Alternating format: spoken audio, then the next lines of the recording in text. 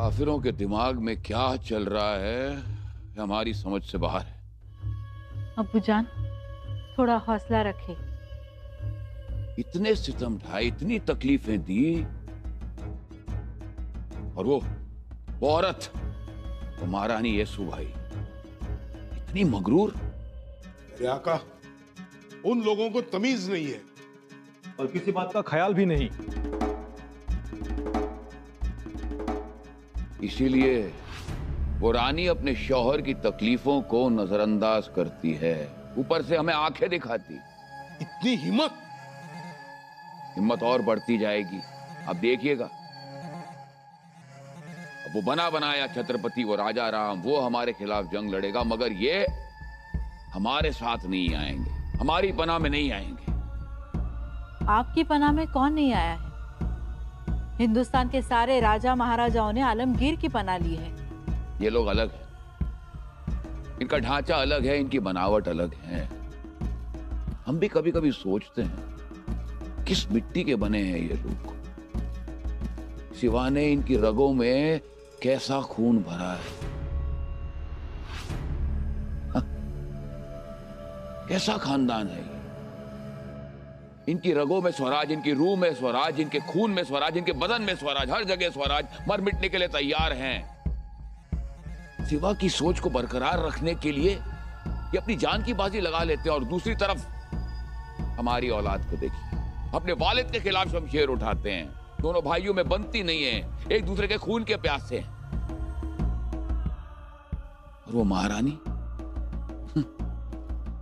अपनी खुद की औलाद को तख्त पर नहीं बैठाती है, उसके बदले अपने शौहर के सौतेले भाई को तख्त पर बैठाती है। या खुदा, जहांपना, मगर हम उस अच्छाई का मखौल उड़ाएंगे, सिवा की सोच को जड़ से उखाड़ फेंकेंगे। मुकरब खान, संबा और वो पंडित, उनके नाखून निकालो, सारे नाखून। उसके बाद बनालगढ़, सिंहागढ़ और पुरंदर, इन सब पे घेरा डालो, सब पे घेरा डालो। जी जहांपना। खुदा,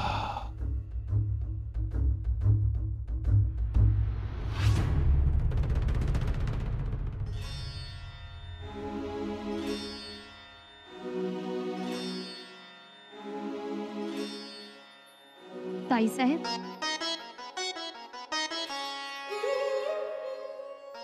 ताई साहब,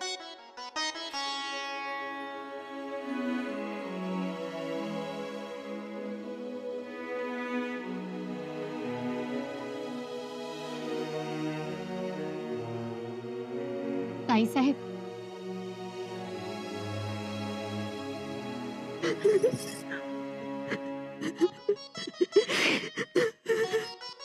ताई साहब,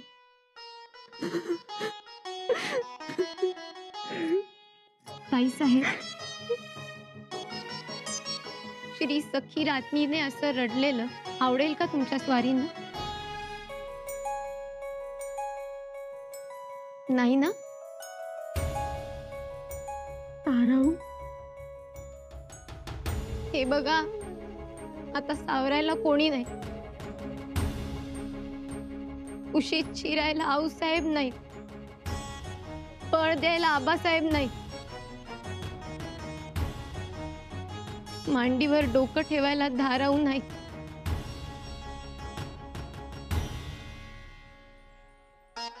कळतंय हो आम्हाला,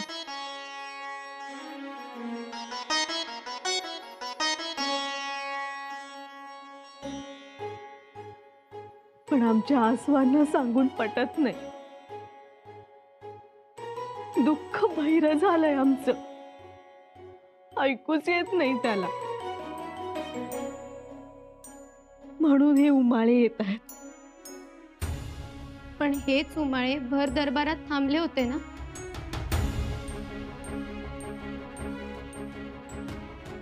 दरबार होता तो, नव्या छत्रपतींसमोर रडणं रीतीला धरून नाही. मग आता का रडता आहात? तिथे दरबारात औरंगजेबाच्या वकिलावर विजेसारख्या कडाडलात.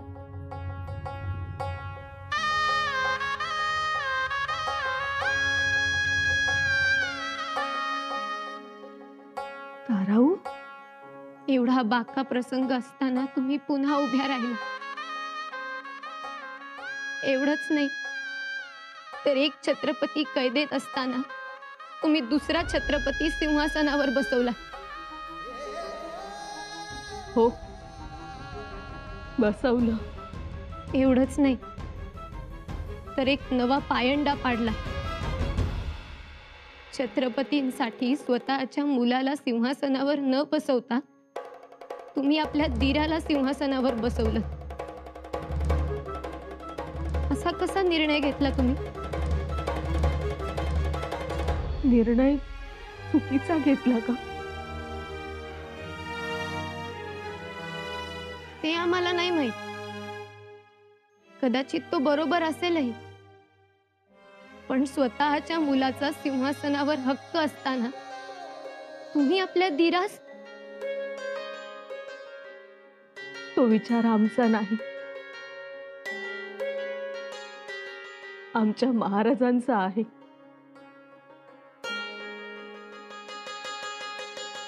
पण तो प्रत्यक्षात तुम्ही आणलात ताईसाहेब. सावत्रपणाचा स्पर्श कसा झाला नाही तुम्हाला? ताईसाहेब, केवढा हा त्याग.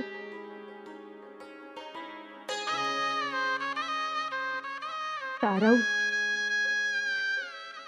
आमच्यावर आबासाहेबांनी श्रद्धेचे, पराक्रमाचे, प्रसंगी रक्त सांडण्याचे संस्कार केले.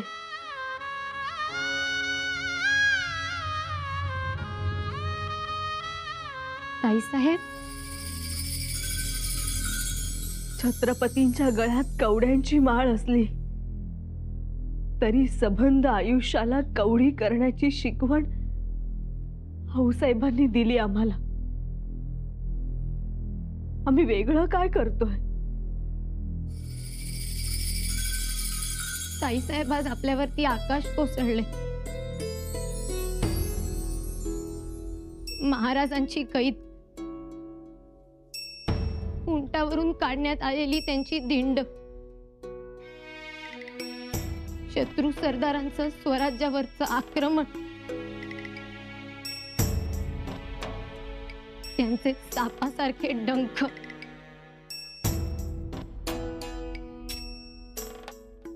आणि या गोष्टींनी खचून न जाता तुम्ही खंबीरपणे उभ्या आहात.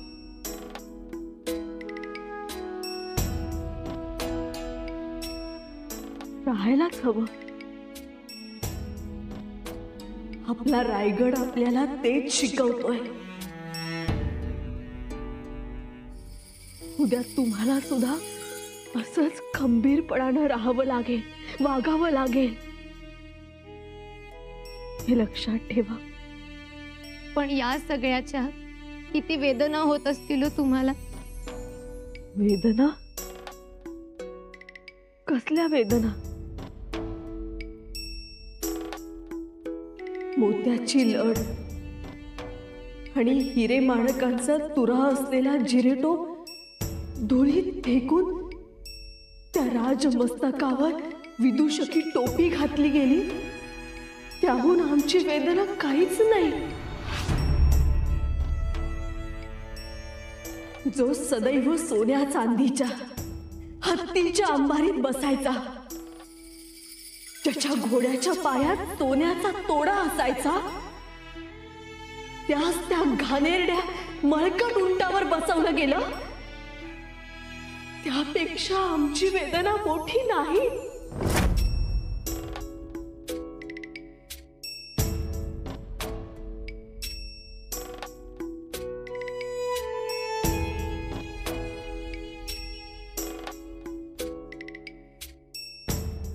परंतु एक निश्चित,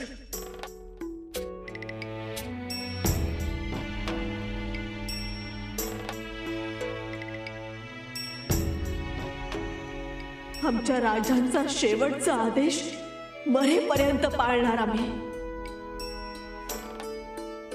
कोणत्याही प्रसंगी शरणागती नाही. प्रसंगी प्राणांची आहुती देऊ, पण लढू, लढत राहू.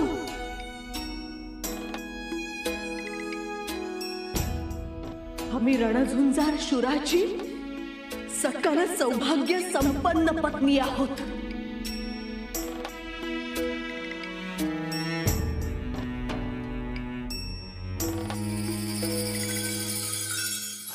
इतनी अकड़, जुबान काटने के बावजूद अंधा संभा झुकता नहीं है. संभा की सोच कुछ समझ में नहीं आती. गुस्ताखी माफ हो अबूजान, लेकिन अब बस आप ये सब रोक दो. नहीं, कभी नहीं. अबूजान, संभा को आपने पकड़ लिया, कैद खाने में रखा, उस पर इतने सितम किए, एक के बाद जुल्म किए, लेकिन फिर भी वो झुका नहीं. झुकेगा वो, हम झुकाएंगे उसे. छत्रपति झुकता है, ये सारी दुनिया को हम दिखाएंगे. कैसे? कैसे मतलब? रानी यसुबाई ने दूसरा छत्रपति बनाकर उसे तक नशीन कर दिया है. तो क्या हुआ? संभा अभी एक आम आदमी बन गया है. अब छत्रपति को नहीं झुका सकते. या खुदा, इसका मतलब यह है कि इतनी मशक्कत के बाद भी छत्रपति कायम है. जी अबूजान, छत्रपति कायम रहा और स्वराज भी. इसलिए हम कह रहे हैं, हमारी बात मानिए. या खुदा, ये क्या हुआ?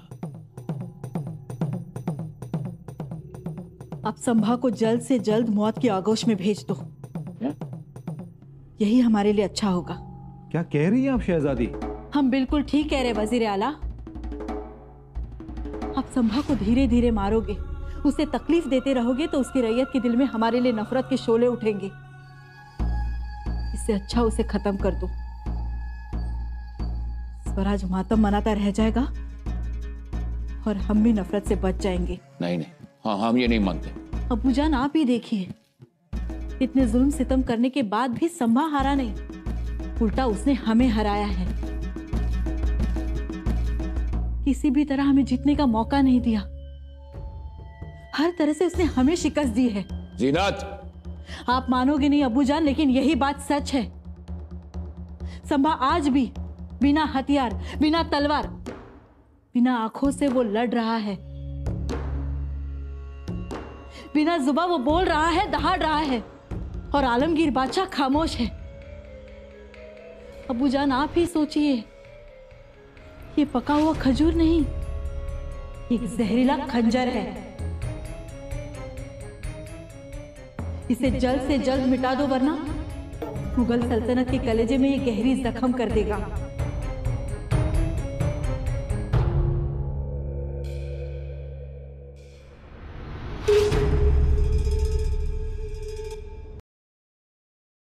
वजीर आला, वो मैं... बोलो बोलो, बिना झिझक बात कर सकते हो. मेरी आपसे दरख्वास्त है, क्या आप बादशाह सलामत से सलाह मशवरा कर सकते हो? किस बारे में?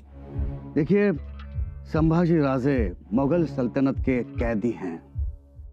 उन्हें जो सजा देना चाहते वो दे सकते हो, मगर क्या? मगर जो भी सजा देना चाहते हो एक बार दी जाए. इतनी बेरहमी, इतनी बेदर्दी ठीक नहीं है. मार डालो एक दफा उन्हें. अजी साहब, मैं आपकी बात से सहमत हूं, मगर बादशाह सलामत किसी की सुनते नहीं. उनकी सोच कुछ और होती है. और वैसे भी मुगल सल्तनत की ओर बुरी नजर से देखने वालों का और उनकी पनाह में न आने वालों का क्या हश्र होता है. ये स्वराज का बच्चा बच्चा जान सके, इसके लिए सजा दी जा रही है. लेकिन इससे गलत संदेशा जाएगा स्वराज्य में. अजी साहब, ये आप नहीं बोल रहे हैं, ये आपके अंदर जो स्वराज का नमक है, शायद वो बोल रहा है. नहीं वजीर आला, आप तो बात को खत्म कीजिए ना. और वैसे भी यहाँ आखिरी लफ्ज सिर्फ और सिर्फ आलमगीर का ही होता है. इस बात का ध्यान रहे। आखरी लफ्ज आलमगिरांचाच असला पाहिजे। आम जनतेचा पण काहीतरी विचार करा की। नहीं, बिल्कुल नहीं। चलो रायगढ़ जाने की तैयारी करो। तेच सांगतोय, पण त्या तोंडाला जायचं आता, आणि कशासाठी? अशरफियों के लिए। अशरफिया अशरफिया, अशा किती अशरफिया दिल्या? 2-4 वेळा थैल्या दिल्या, आणि वतनाच्या नावानं तर तोंडाला पानच पुसली आमच्या। एवढी मदत करून एवढी धोंडात पडला आमच्या। कान्हो जी, तुम्हें सब कुछ मिलेगा। मिलेगा मिलेगा, काय मिळालं हो? हा? आता तुम्ही रायगडाचं नाव घेऊ नका, बस जे झालं ते झालं। माझा तुम्हाला राम राम, जा तुम्ही। खान साहेब फसवलं मला, लबाड आहे तुम्ही, लबाड। खामोश! लबाड़ तो तू है। चंद अशरफियों के लिए तूने अपने राजा से बेवफाई कर दी। 8 साल तक मुगल फौज खाक छानती रही, लेकिन उसकी परछाई तक नहीं मिली। लेकिन तुम लोगों ने हमारा काम आसान कर दिया। हा, म्हणजे एवढी मदत करून माझी लायकीच काढली। रायगढ़ चलो। नाही येणार, माझा जीव घेतला तरी। वो भी कम मुश्किल नहीं है कान्हो जी। संभा का क्या हाल हुआ देखा ना, तुम्हारा भी वही हाल करेंगे। मतलब मेरी आंखें निकालोगे? नहीं, पहले तुम्हारे नाखून उखाड़ दूंगा, फिर तुम्हारी उंगली काटूंगा, बाद में तुम्हारी खाल खींच लूंगा, ताकि तुम अपनी आंखों से अपनी बेवफाई का हश्र देख सको। खान साहब, कान्हो जी, मक्कारी की चद्दर इतनी छोटी होती है, सर छुपाओ तो पैर खुले रहते हैं, और पैर छुपाओ तो सर खुला रहता है।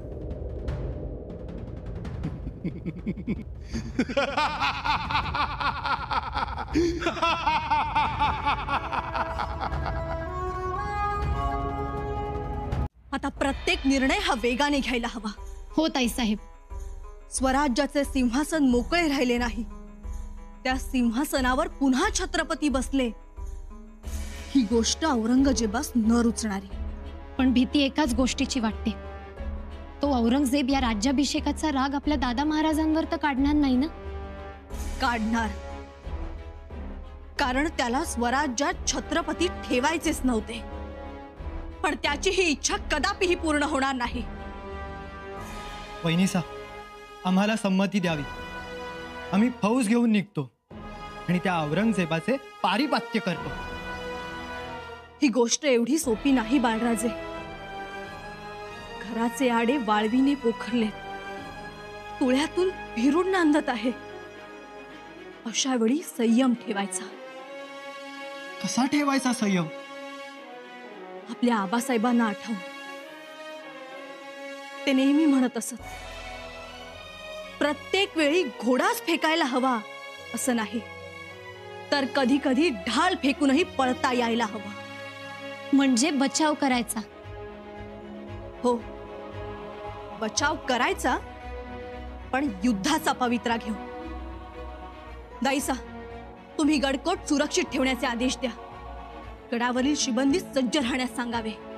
जी वहिनीसा। मोगल सैन्य रोरावत आलं तरीही त्याला प्रतिकार हा करायचाच। युद्ध संपलेलं नाही, ते आता सुरू होईल। राणी साहेब येसुबाईंच्या आणि छत्रपतींच्या आदेशानुसार पुन्हा युद्धाची तयारी सुरू झाली। लढण्याचा बाणा पुन्हा मर्द मावळ्यांच्या मनात कारंजासारखा उफाळून आला। स्वराज्याच्या माहेर घराला आणि महाराष्ट्र लक्ष्मीच्या महनमंगल राजमंदिरास राखण्यासाठी पुन्हा वाड्या वस्त्यावरची तरणी पोरं हातात शस्त्र घेऊन तटाटून उभी राहिली. शेतापोतावरची झोपडी किल्ला झाली. बांधावरच्या गवतास भाले फुटू लागले. सह्याद्रीच्या उभ्या पत्थरास ही लखलखती धार चढू लागली. काहीही करून स्वराज्याच्या सौभाग्याचा हा भगवा रायगडाच्या अभेद्य बुरुजावर फडकवत ठेवायचाच होता.